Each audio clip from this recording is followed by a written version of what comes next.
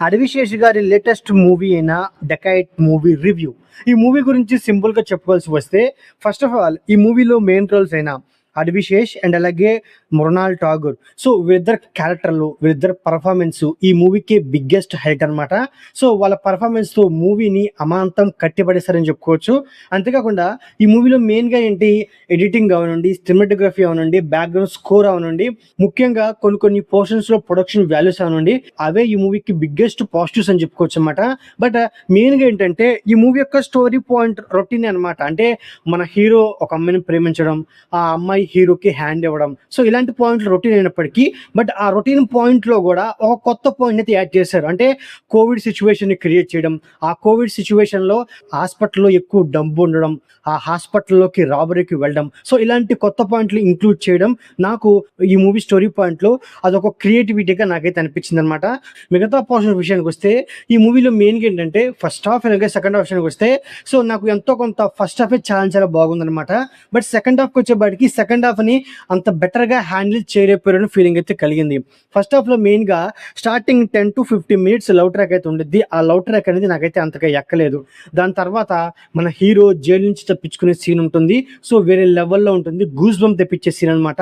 దాని తర్వాత మూవీ అనేది కాస్త స్లో డౌన్ అయినప్పటికీ, బట్ ఎప్పుడైతే హీరో హీరోయిన్స్ రాబరీ స్టార్ట్ చేస్తారో అక్కడి నుంచి ఇంటర్వెల్ వరకు మూవీ అనేది ఒక హైప్‌లో వెళ్ళిపోతుందన్నమాట. ఇక ఇంటర్వెల్ తర్వాత మూవీలో మెయిన్‌గా ఏంటంటే ఆ డ్రామా, ఆ ఎమోషన్‌ని వర్కౌట్ చేసుకుంటూ వచ్చారు. బట్ అవి కొన్ని పోర్షన్స్‌లో వర్కౌట్ అవ్వలేదు. మెయిన్‌గా క్లైమాక్స్ అనమాట. క్లైమాక్స్‌లో హీరో సాక్రిఫైస్ చేస్తాడనమాట. అసలు సాక్రిఫైస్ చేయాల్సిన అవసరం ఏముంది అనేది నాకు ఒక పెద్ద డౌట్ అనిపించింది.